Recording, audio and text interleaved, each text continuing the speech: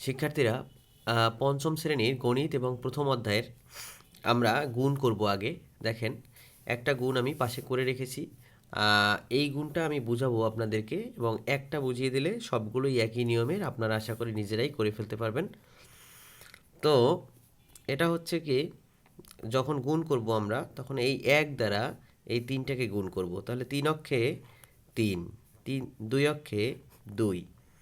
তারপরে হচ্ছে এই এক দ্বারা ১২৩কে গুণ করলে ১২৩ই হয়, তার মানে এক অক্ষে এক। এরপরে আমরা কি করব, একটা সংখ্যা দ্বারা যেহেতু গুণ করা হয়ে গেছে, তার মানে একটা শূন্য দিব, দিলাম। তারপরে হচ্ছে তিন দুগুণে এবারে দুই দ্বারা গুণ করব। তিন দুগুণে কত? ৬, সেই ৬ এখানে লিখব। দুই দুগুণে কত?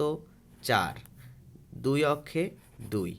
এরপরে আমরা যেহেতু দুইটা সংখ্যা দ্বারা হয়ে গেছে আমাদের গুণ করা, তো দুইটা শূন্য দিব।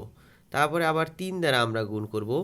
তিন তিনা ৯, তিন দুগুণে ৬, তারপরে তিন অক্ষে তিন। এরপর হচ্ছে আমরা এটাকে যোগ করে দেব। যোগ করার পরে এখানে দেখেন ৩ ০ ০ যোগ করলে ৩ই হয়। ৬ আর ২ কত? ৮। এরপরে হচ্ছে ৯ আর ৫ ১৪, ১৪র ৪, হাতে আমার ১। ৬ আর ২ ৮ আর ১ ৯, আর হচ্ছে ৩ নেমে গেল। এই হচ্ছে, হ্যাঁ। অতএব আপনারা এরকম লিখবেন ১২৩ গুণন ৩২১ সমান ৩৯৪৮৩। উত্তর লিখবেন যে ৩৯৪৮৩ হয়ে গেল আমাদের গুণ। এর পরের অঙ্কটা দেখেন, এই যে ২ নম্বর অঙ্কটা আমি করে রেখেছি। সেম, এই ৬ দ্বারা এই তিনটাকে গুণ করে এখানে ২৯৮৮ পেয়েছি, এবং সেই প্রথমটার সাথে দিয়ে গুণ করা হয়ে গেছে, তাই শূন্য লিখলাম। তারপরে ৭ দ্বারা গুণ করে যেটা হয়েছে সেটা বসাইলাম। তারপরে দুইটা সংখ্যা দ্বারা যেহেতু আমি গুণ করে ফেলেছি, দুইটা শূন্য লিখলাম। তারপরে এই শূন্যটা কোথা থেকে আসলো? এই শূন্যটা আসছে হচ্ছে যে আপনার ৫ ৮ কত? ৪০, ৪০-এর শূন্য, হাতে থাকলো ৪, ৫ নং ৪৫, আর ৪ ৪৯, ৪৯-এর ৯, আর হচ্ছে ৪ ৫ ২০, আর হাতের ৪ কত হয়? ২৪। তো এভাবে যোগ করে আপনারা এটা করে ফেলবেন। এরপরে আর যেগুলো অঙ্ক আছে সবই সিমিলার। তো আমি আপনাকে এখন, আপনারা নিজেরাই বাসায় বসে, এবারে যদি শূন্য যদি থাকে তাহলে শূন্য দ্বারা কিভাবে আমরা গুণ করব সেটা দেখেন। এখানে ৩ নাম্বার নিয়েছি। ৩ ৮ ২৪-এর ৩ দ্বারা সবগুলোর আগে গুণ করেন। ৩ ৮ ২৪-এর ৪, ৩ শূন্য গুণে শূন্য, তার সাথে হাতের ২ যোগ হইলে কত হবে? ২। তারপর হচ্ছে ৩ ৪ই কত? ১২। আচ্ছা, তারপর হচ্ছে একটা সংখ্যা দ্বারা যেহেতু গুণ করা হয়ে গেছে, একটা শূন্য লিখে ফেলেছি।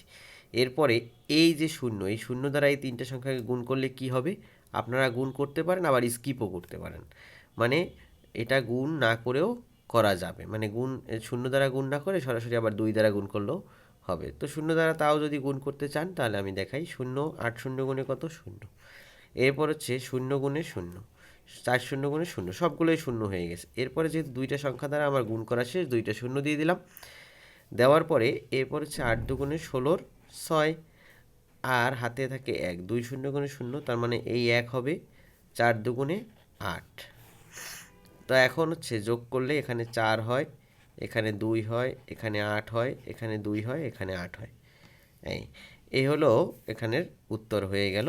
এটা আপনার ওই আগেরটার মতো দুইটা গুণ দিয়ে উত্তর লিখে ফেলবেন। এর পরেরটা হচ্ছে, এর পরের হচ্ছে যে ০ ০ এভাবে আছে, তার মানে হচ্ছে এই শূন্য দ্বারা সবগুলোকে গুণ করলে কি হয়?